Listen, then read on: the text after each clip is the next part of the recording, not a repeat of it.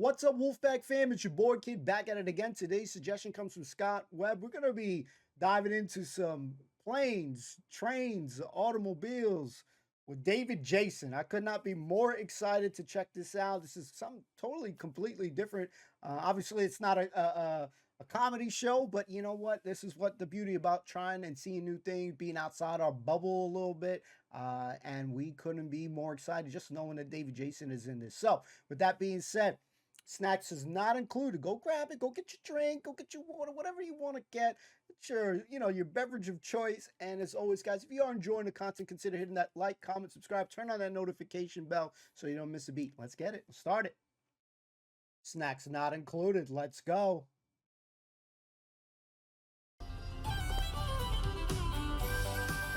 Many years ago, before I was an actor, I trained as a car mechanic. I'm also a helicopter pilot, and I have a lifelong love affair with motorbikes. Is this it? This is it. You ready to go flying? Yeah, let's go. Woo. So this is my trip of a lifetime.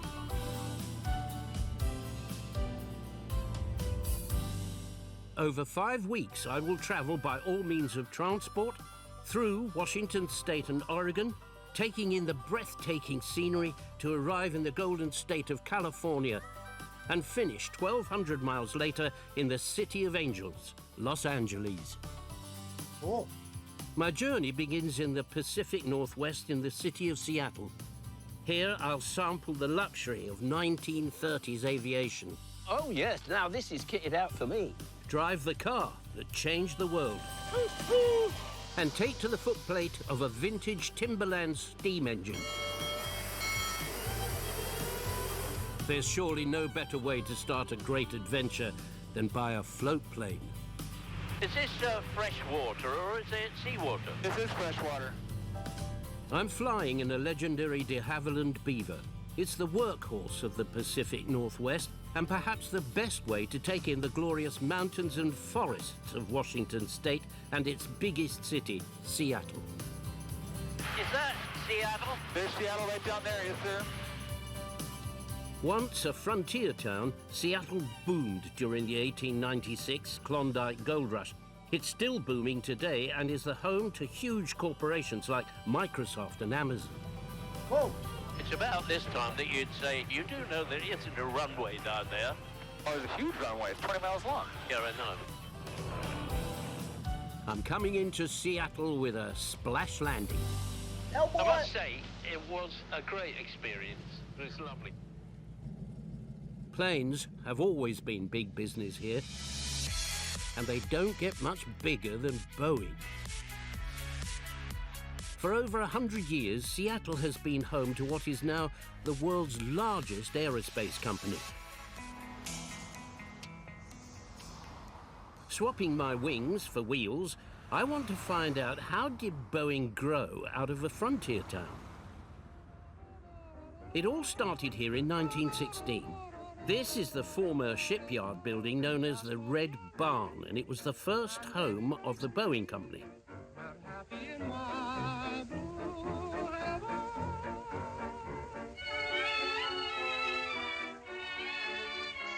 Oh, blimey. It's like a kit you buy and you put it together with glue, isn't it? It's really good stuff. It's all wood. So Amazing. true. The story goes that in 1915, William Boeing went for a joyride in an early aircraft and decided he could make one better. And the result is flying from the ceiling. That's the float plane, of course, yeah. I've just been on that. Well, not that one, but look at the floats on it. Look. They're all wood. Amazing, isn't it? Amazing, though. Is that the beginning of Boeing? It absolutely is. That's our very first airplane, the B&W. Right. Right. So named for the initials of Mr. Boeing and his partner who helped him start the company, Conrad Westervelt. Right. But why a float plane? There weren't any airfields in those days, but there was a lot of water, as you probably noticed. Yeah. Right. So that's why. Bill Boeing came to this area for timber, a timber baron. Yeah. His All of his wealth is in timber. Yeah. And yet he introduces some of the very first metal airplanes in the United States. And this is the Model 40. This is an air-cooled engine. And with that engine on this airplane, they saved almost 500 pounds of weight. Yes. And that could then be used to carry mail. How did it happen, the transition Yeah. between mail and passengers? You see that door right there, and inside is a seat. It was to carry employees from one field to the next. Oh, was it? And then they realized that, well, we're not carrying an employee or mail. Maybe we can get somebody to pay to go for a ride. Now, there were about 7 stops on the way Right. between San Francisco and Chicago. So if they arrived at a field and there was a pile of mail that had to go on, the passengers would be left behind. No. Right. The mail had to go through. So a year after they started operation, they really started thinking seriously about carrying passengers. So the airplane that followed this was a passenger airplane.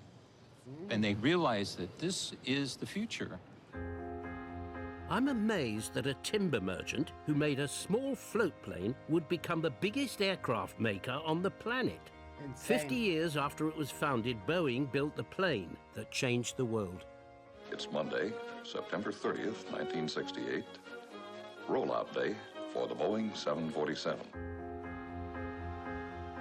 2.5 times bigger than anything that Boeing had built before. This is the actual prototype that was rolled out 50 years ago. God, blimey. Impressive. That's stripped down to the bone. It's like the skeleton, isn't it? How on earth can a thing this size leave the ground? Who thought of it?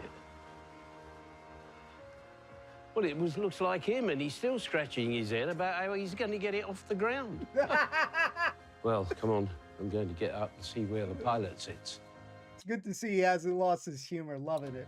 It's hard to believe that half a century ago, this 747 took its first flight into history. On board were 3 people, 2 pilots and an engineer. Co-pilot Brian Weigel, now 93 years old, has come back to the cockpit to relive that amazing moment. Ah, here he is, the very man. Brian, lovely to meet you. Glad to meet you. You fit better than I do. Well, Yeah, for a big airplane, it doesn't have much room up front. I understand that you were on the very first flight of this. Yes, This actual This 747. actual airplane. Yeah, I was here. You were there. Yeah. Amazing. To see his joy light Now, up. did you have a lot of trepidation when you're sitting on the end of the runway with the engines going? No.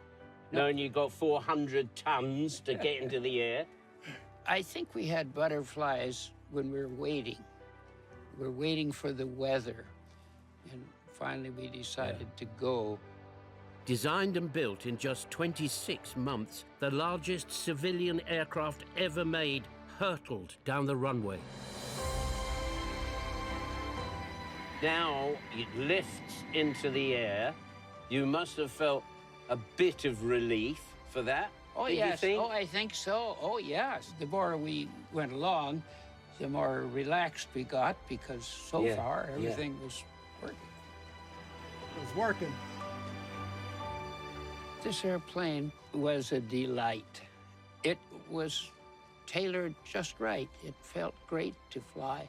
Of course, it was a big machine, but it responded beautifully. Back. It wasn't all perfect sailing, though, was it? No, we had one incident, and one of the flap segments hung up. It got jammed a little. Yeah. So we decided that it was a good idea to go in and land. After a 1-hour, 15-minute test flight, Brian and the crew safely brought the 747 back to Earth.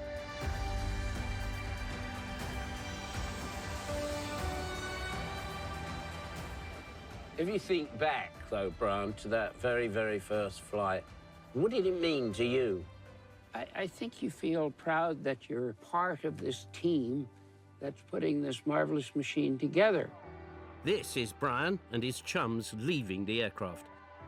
They've made history, but they're yeah. dressed like they've just left the office. the 747 opened the world to everyone. There was a period when flying abroad meant 747s, and that was it. Yes, yeah, it certainly did change the aviation world. We wouldn't have got halfway around the world without this little baby. Yeah, that's what did it. Crazy cool, man. I have discovered the birth of Boeing, and now I want to experience the glamour of those early days of aviation. I have come to the historic Flight Foundation to try my hand at the controls of a flying legend. Ah, now this is interesting. 1927. This unique collection represents the golden age of aviation from 1927 to 1957. 30 years of innovation. Ah, look at that. What a lovely accolade for the Brits to have an actual Spitfire. Beautiful. Holy shit. What a stunning collection of old aircraft. I'm here to meet John Sessions, successful lawyer and aircraft enthusiast. Mr. Sessions, I do believe. Welcome. Thank you. Hello, John. So nice to see you, sir. Yeah, and you. I couldn't help noticing as I came round the corner that you've got crutches. Do you tell us why you need crutches? David, I had an accident a little less than a month ago, and I will receive a prosthetic foot in a couple of weeks, and that's where I am. Why? What happened? Were you flying at the time? Yes, I had an accident on takeoff at the end of an air show. So, the aircraft, how did that come off? Shall we say it's a restoration project in waiting? It's no laughing matter. Just weeks ago, John was seriously injured when his de Havilland Rapide crashed on takeoff. But what's wonderful about this aircraft collection is they're all airworthy, giving people a chance to taste the thrill of early aviation. I don't know what your first flight was, but I think most of us remember our first flight. It's spiritual, it's inspirational, it's unbinding the bonds of Earth. Escape from planet Earth, as it were. Yeah. And be the master of the skies is something that I never, ever lose when I fly. So we have an offer. Is it an offer I can't refuse? I would imagine so. We're about to take up our DC-3 for a bit of a photo shoot. We wonder if you'd like to come along, maybe get your hand on the controls and see how it feels. Wonderful. The DC. Do you know, that is a bit of an iconic aircraft, because when I was a lad, just, you know, I want to say when, but I had a DC-3 made out of aluminium, and it was my favorite thing. I would be absolutely delighted for a trip in your aircraft. Lovely jubbly. First flown in 1935, the Douglas DC-3 is credited with making air travel popular, affordable, and profitable. This beauty was the best plane of its generation. We are joined by Eugene Vezzetti, a veteran DC-3 pilot. As we approach our DC-3, which was very instrumental in winning World War II, and started as a passenger airplane and was quickly drafted into military service. And that's what this one was. This was actually a warbird. But what would it have been, carrying troops? They were built as paratroop drop airplanes. Oh, they were built as freighters. This one was specifically built to fly between India and interior China when the Japanese controlled the seaports. This old girl was built in 1944 and has a remarkable history. This rare film footage shows it flying over the Himalayas, supplying our Chinese allies in World War II. When this came back from the war, it was modified in California for Johnson & Johnson, and this was their corporate airplane. 54 luxury. 54. Yeah, well, that's all right. Hello? Oh, yes. Now, this is kitted out for me. Come fly with me. Let's fly. Let's fly. Very classy looking. Holy shit. That looks nice. Fly away.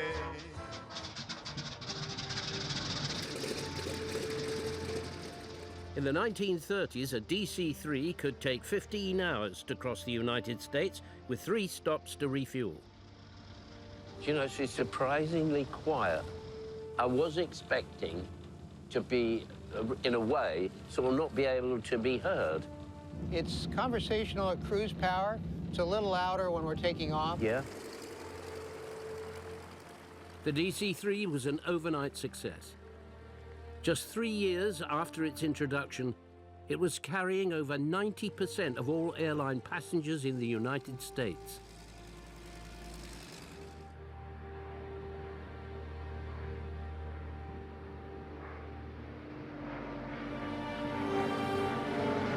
Flying. Here she goes.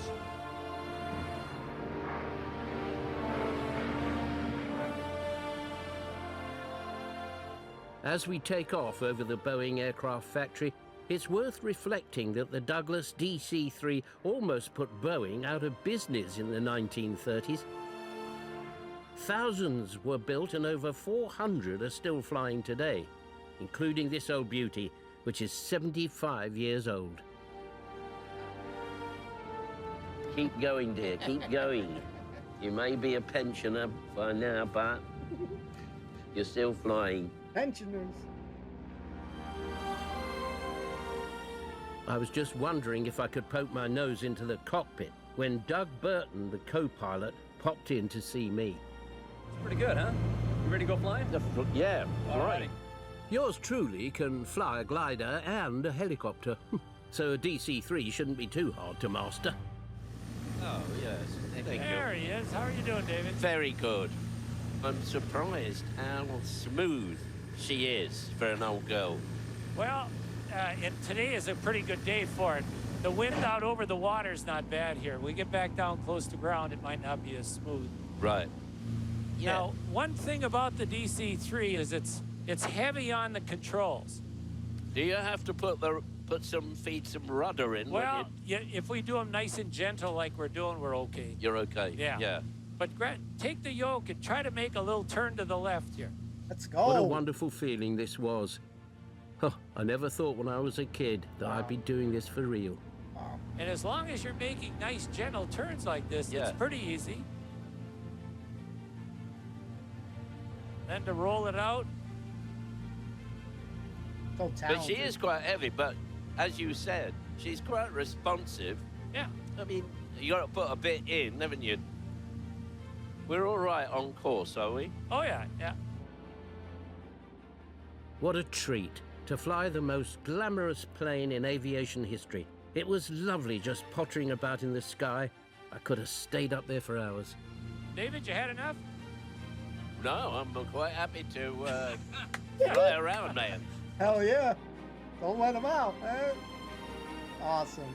But all good things come to an end, and I have to hand her back to Eugene. Thank you. Oh, you're welcome. Legend. It's just nice to get the controls of an aircraft. Yeah, okay, she's big and a bit heavy and a bit sluggish, but you'd soon get used to that. You wouldn't notice it. Flying is flying, really. It is, and you have to be a little more patient with this one. Of all the tasks the DC-3 has performed, none was more crucial than the role it played delivering troops for the liberation of Europe on D-Day. For John Sessions, his connection with this aircraft is deeply personal. His father was one of them. The DC-3 was the principal transport for the paratroopers. And my father was a member of the 101st Airborne. Charlie Company, 501st Paratroop Infantry Regiment, jumped behind Utah Beach on D-Day, survived. He was the jump master, so he was the last one out, and he was often at 500 feet before he left the airplane. Bloody hell. I can't help but feel the emotion when you say things like that. If we didn't have those brave, committed people, I probably wouldn't be here talking to you. The world would be completely different. This is Sergeant Guy Sessions. That's about 3 days after it jumped into France. In the fall of 1944, he was severely wounded, and my mother, a Canadian, was his final nurse. Oh. And that picture just goes to show that we were all beautiful once. Yeah. No wonder he fell in love with her. Beautiful. I think we all would have done. Stunning.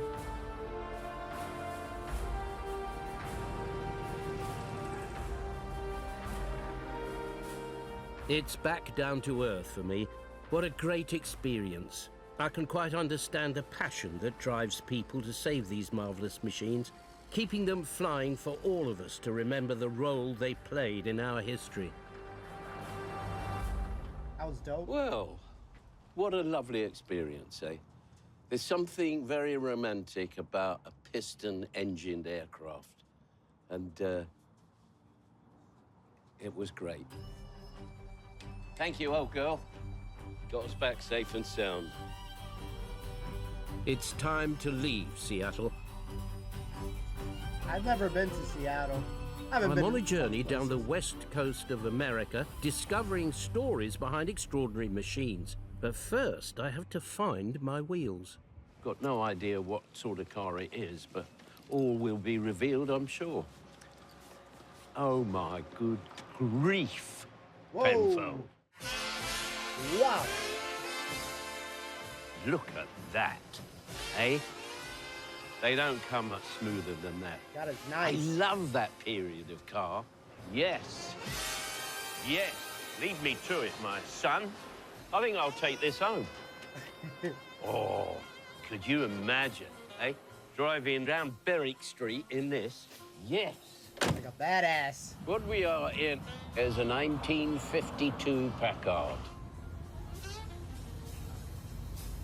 To see cars like this as very young lads, God, it made you think the Americans used to live in heaven and we were like on the other side.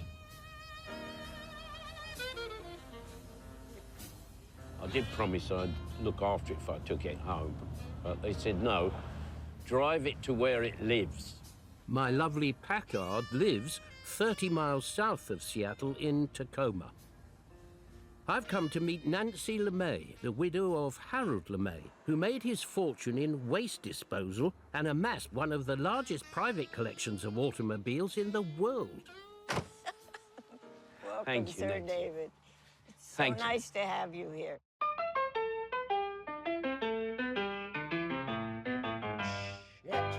So, where's the house? It's right back there. That's the house. Yes. And all of this is the collection? Right. Harold LeMay referred to his home as a house with a 300-car garage. Can't wait to take a peek inside. What I really got to remember is how to turn all the lights on. Look at it. How on earth did one man collect this? Wow. This is amazing. The age of this, what is it, 1904? I've never heard of it, an Orient buckboard. The place is absolutely stuffed chocker full of everything, isn't it? Oh, I know. I know. I can't even think of anything he didn't collect. And what's the history of this? It says, to Nancy with love, Harold. Well, this is one of the first automatic dishwashers. No. Put That's brilliant. Gosh, let loose in here for a while, eh? Got to be some things I wouldn't mind. We'll have to, somebody will have to check our pockets when we leave. Or check mine. Oh, she's gone. Where is she? That Dolly Parton over there? Yes, it is. Yes. John Wayne, like the hell I am. Right. Yeah. Yeah. What an amazing character Harold was, wasn't he? Certainly was an adventure. Yeah, I bet. That adventure began back in 1963 when Nancy married Harold. And it was the start of 30 years of passionate collecting. What job did he do? He owned garbage companies. What, so there's money in rubbish, is that it? That's exactly right. Good Lord. He loved the history. He loved the find, where you go to get them. So it was the passion of collecting, it seems. No. It was more saving history. He used to say, I don't smoke and I don't drink, I collect cars. Yeah. It's a good hobby, If you think this is amazing, you ain't seen nothing yet. Harold ran out of space at home, so he bought more properties for storage. The largest and entire school and grounds. His son Doug is continuing the grand tour. Good Lord, look at it, it's never ending. We have cars from 1886 to 2013. Harold lived on to 81, passing away in 2000. By then, the collection was estimated at over 3,000 vehicles. Now, look at this. Now, what is this and what's the date? I don't know. This is the first patented automobile, which was an 1886 Benz. That's the car I want to have a look at. That one there. And that one reminds me of that film, The Great Gatsby. Yeah, that's that era. It's the 36 Auburn. God, it's so ostentatious, isn't it? Yeah. So what is that engine? That's what, 6, 8, 10 in line? 8. And it's, look at the color of it, look. Yeah. And what would she do if you had it flat out, do you reckon? Oh, as fast as you wanted to hold on to the steering wheel. Yeah. Because some of them are just beautiful. Yeah. Well, they are. It's like the gas cap here. You know, that's where they put the gas cap. Oh, isn't that beautiful? So they hit it in the design of the car. Outrageous. Do you know why he had this passion, this obsession to collect cars? I don't, really. No? You're not going to buy any more cars, are you? Buy them all the time, yeah. Oh, dear. You're incorrigible. You're worse than your father. Yeah, well, no, he trained me. Yeah, he did. Among the thousands of cars that Harold saved, he had a particular fondness for the Ford Model T. And is this a Model T? This is a Model T. Basically the same engine you got today. And the Model T was the one that really started the whole revolution of the motor industry, wasn't it? He did an awful lot building so many of them so cheap. Yeah. A working man could buy a Model T. Look at that. But it sounds to the untrained ear very sweet. Oh, yeah. So you want to learn how to drive a Model T? I wouldn't mind the challenge, I must tell Well, you. there's really not too much challenge to it. You Just reckon? forget everything you know about driving cars except how to turn the steering wheel. Okay. Dude, I'd love even one of those cars. There's some real beauts there. One of the most important cars ever made, the Model T Ford was mass-produced and affordable for working people.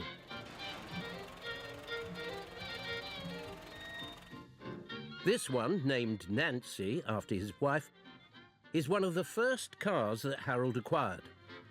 I'm going to take her for a spin. Yes. You got 3 pedals. The left pedal is high and low. In the middle is neutral. Yeah, all right. Okay. The Right. right pedal's the brake. Yeah. All through the starting. Okay. So you ready? Yeah. Okay. Right. So basically, we're ready to go. Go, baby. So this is the throttle. Yeah. Now to go, you Yeah. give it a little bit of throttle, and you step on that pedal, the left pedal.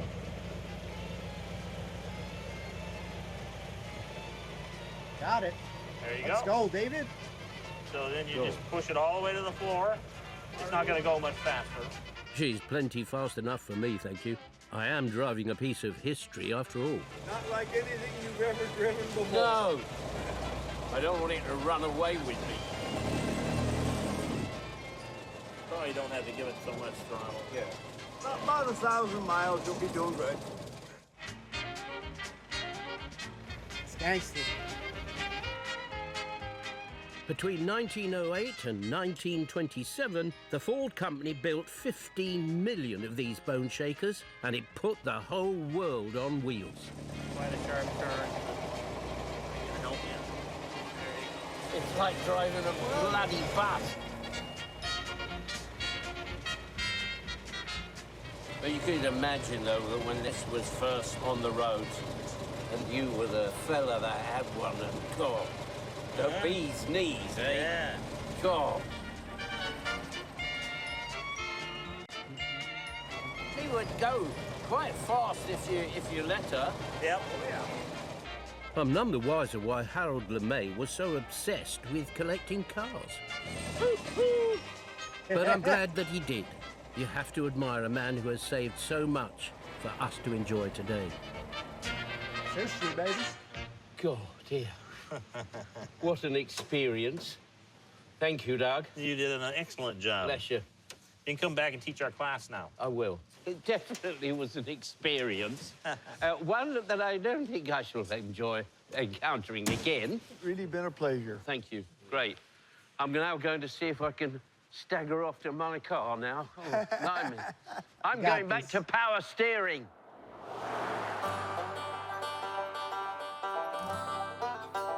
I'm travelling south into the foothills of Mount Rainier.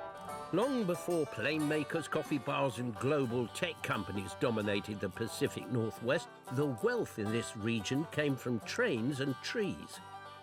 I've come to a museum which preserves an old timber camp and the unique steam engines that helped make timber king. I love trains, but I'm about to meet a man who is actually living his boyhood dream. I think I know that sound. Good grief, Tenfold. Well, I was going to say good morning, but I don't know what to say. And you are Rowdy. I am Rowdy, and you must be David. That's it, yeah. So what is it then, this? This was a Model T one-ton truck that was built to haul one log to a mill. And whoever was the man that was driving it with one log on it, the logs then were huge, was a much braver man than me. I have for you, right here, the designated uniform that we are going to need to be able to go into the railroad section of this museum. I see. Said Never shit. told me about this. Let's go, David. Engine driver, Mark 1. Rowdy looks after the most comprehensive collection of steam-powered logging trains in North America. These turn-of-the-century timber trains pushed steam technology to the limit. This engine, built in 1929, is known as the Climax. Why did anybody decide to call it the Climax? Interesting name. You have me on that. I rest my case. I'm not going to discuss it any further, but it's very interesting that a steam engine is called the Climax. Let's just put it this way. This locomotive, when it's running, it vibrates and bounces a lot. Well, that probably answers the question then. Yes, good. Well done, Rowdy. You tactfully got out of that. A lot of vibration. Rowdy has a treat in store for me. It has been my childhood dream to drive a train. I can't miss the chance to take a ride on this classic diesel engine. So badass. This is a real beast, isn't it? It is a monstrous beast. This diesel is very iconic. It to is. the American railroad system. It is. This is Josh Kaibo. Hello, Josh. He is our diesel sir. man. We've got 1,700 horsepower of American iron. Would you like to take a look at it? 1,700 of American horsepower. That's right. I like it, sir. Well, let's take a look at it. Yeah, come on. Let's get this thing rolling. Yeah. It's these overalls. They're a bit skin tight here. Would you like to blow the horn, David? That sounds a bit rude. Blow it.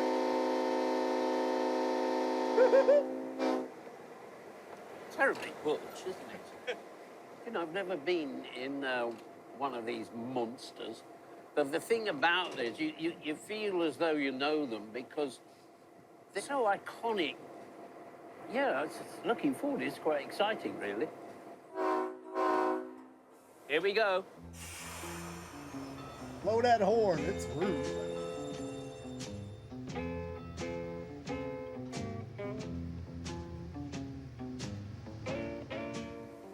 no steering wheel here, and I have no brakes on my side.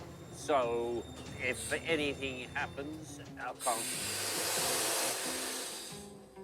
What'd you say? Manners? Oh, it's better out than in, isn't it, eh? Oh. What would be your top speed? Do you dare take it? It's our maximum speed on this railroad, 15 miles an hour. 15? Well, not very fast. How old is this track then, Josh? It's well over 100 years old at this point. Wow. This vintage diesel locomotive hauled the freight trains that built America in the post-war years. She was built for the Northern Pacific Railroad, known as the Main Street of the Northwest, linking Seattle to the east coast of America. She was built for the Northern Pacific 1956, and she was on transcontinental freight trains, you know, crawl up over mountain passes, scoot across the prairie. She'd be pulling tons and tons of freight.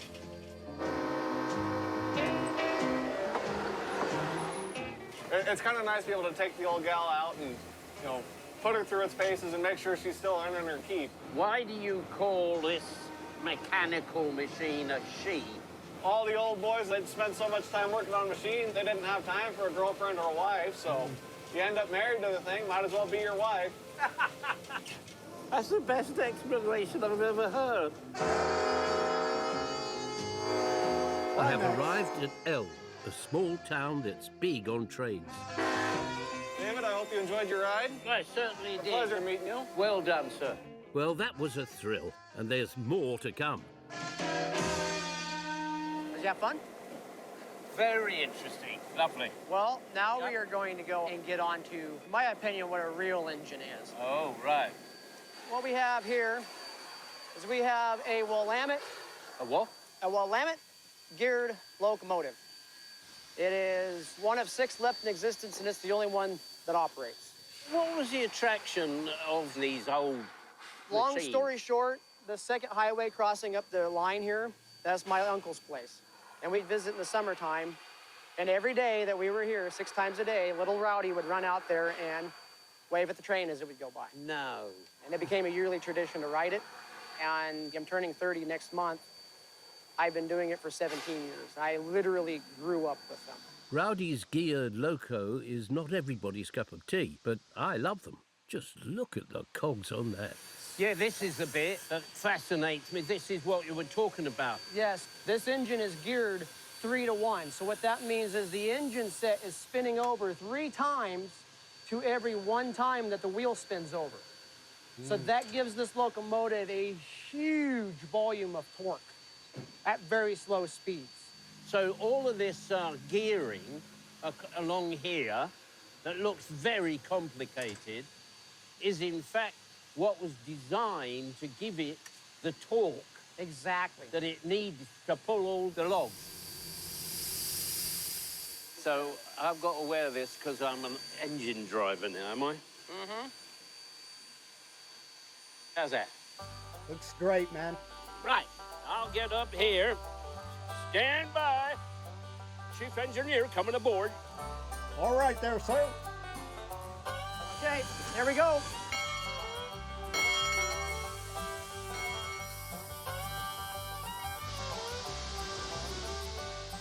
Turn-of-the-century timber barons needed trains with the power to haul logs over rough ground.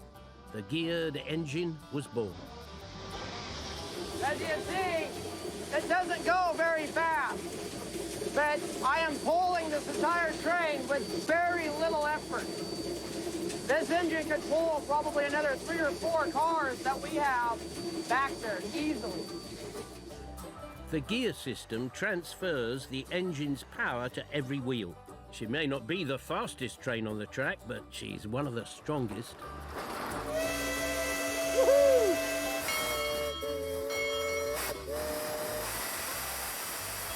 I imagine she must have been quite a sight for 5-year-old Rowdy. That crossing right there, that's where I grew up.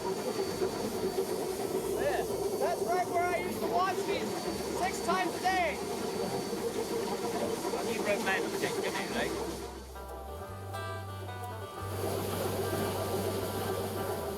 Good grief, Penfold. It's hot and noisy in here. This is a steam train, but it's not coal-fired. Danger Timber Mouse. trains were oil burners because coal cinders caused forest fires. A hazard then as now. The highlight of my timberland journey is the crossing over the Nisqually River. It's fed by glaciers high up on the slopes of Mount Rainier, which is hidden today by clouds. Where's the gauge that tells us how much water we have? That's what these two glasses right here, that tells us both where the water is at. Hope we've got plenty of water then, have we? We got plenty of water. Famous last words. Don't want to get stuck. Built in the 20s, this engine spent its working life hauling timber before she was sold for scrap in 1962. Rowdy knows her every nut and bolt after spending 2 years helping to restore her to her former glory. There's plenty of life in the old girl. She now easily hauls tourists instead of timber, giving them a real taste of local history. Okay, Stephen, that's all. Thank you, Steve. You're welcome, thank you. Quiet chap, Steve. Didn't even know he was there. Down we go. It's been a sort of boyhood dream to drive the real deal. Thanks a lot. It was my boyhood dream. Yeah? And now I'm doing it. And you're still doing it. I still do it every day. Good for you. Whoa, whoa. Penfold. I have loved every minute in the Pacific Northwest. Now I'm heading south. On the way, I will fly into the heart of a volcano, try my hand at drag racing, and take to the air in the legendary P-51 Mustang.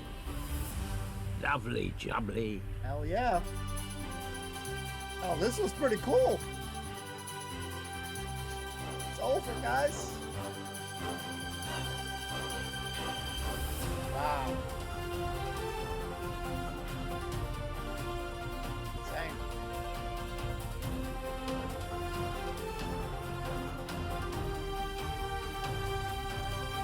And that's so cool. Oh, hopefully we're looking forward to see this, but let me go full screen, boys and girls. So that was the car to change the world. We got David Jason, Planes, Trains, and Automobiles. This was episode 1. Give me 1 second. Let's see, we go like that. A little bit of this, a little bit of that. So really quickly, again, shout out to Scott Webb for your suggestion. I appreciate that. This was definitely very, very, very interesting. David Jason, what can we say other than sheer awesomeness, legend? You know, he made this extremely enjoyable. Now you got some people that they grew up, you know, you played with Hot Wheels and train sets and you know, paper planes and you know, all that stuff. But you got, you know, also people who not only, you know, they had that, but they got the real thing. So just to see David's sheer joy, number one, getting a chance and an opportunity to do some of these things is totally cool. And it definitely seemed like he had a great time. All the people there, you can see their joy. Even when he was talking to a couple of the, you know, the guy who was in crutches, you know, you could feel, regardless, his excitement. The guy who flown the first Boeing, that's phenomenal right there. And you can see how far we've come with a lot of the vehicles and stuff like that. But for me, I've always appreciated and loved the look of the old school model, you know, cars, the old school cars. So I think partly that was some of my favorite part, just seeing the sheer amount of the old school cars, because, you know, a lot of the stuff, even the planes, obviously the trains, all these things are history, right? This was just enjoyable. So number one, the icing on the cake, what made this even more special, obviously, is David Jason. You know, my boy Del Boy. I would have probably lost my shit when he was saying he was gonna get a rod. I thought he was gonna get hit with the Trotters van. I'm not even gonna lie. I probably would have laughed a little bit more if I would have saw that. But you know, it definitely seems he hasn't lost his humor. He hasn't lost his charm. You know, this guy, like you guys have said, this guy's a national treasure. But I'm glad I get to have experience between the shows that we watch with him on it, because it just makes me appreciate him more for it. And him doing this thing, you can see his enjoyment. It was really cool when he was flying. I forgot what it was called, the GBC or something like that. But the plane that he flown that had the parachuting troops and stuff, that when he had the control on that, man, he was slaying that. So to me, it doesn't feel like there's nothing that this man can't do. And I would like to see more. I definitely thought it was enjoyable. I know this is a different thing for the channel and stuff like that, but that's the joy of trying different things. I'll admit I don't know all car makes, all car models, planes and stuff like that. But even not knowing, every make or every model and all that stuff, I definitely found it very interesting. A lot of history that they were talking about was interesting. The plane, having that be, one of the first, that when that guy was testing it out, he definitely had to be a little rattled there. I would have been shitting bricks and stuff like that. But it worked out. So it was actually really cool and really exciting. So hopefully you guys enjoyed it. Again, different flavor, different thing. I love trying out new stuff, seeing new stuff. So Scott Webb, thank you, homie. If you guys enjoyed it, tell me your favorite part. I definitely will say though, just seeing the vehicles. I always been a fan of cars. When he was also talking about the first plane when he was looking up, it was an interesting question because I didn't even know. Yeah, that's why they had it. So because there wasn't much, runways, I guess you could say. So that was a cool little bit there. And when he was looking at one of the planes, and he was like, it looked like the ones that you would do like stick figure kind of shit. When he was saying it, that shit was so true. So hopefully, you guys liked it. Thank you guys for hanging out. I really appreciate it. Thanks for spending part of your day. I really do appreciate that. We'll see you next time. If you guys want to see the next episode, let me know in the comments down below. We might do it anyway, but we want to see what you guys think. So see you soon. Peace.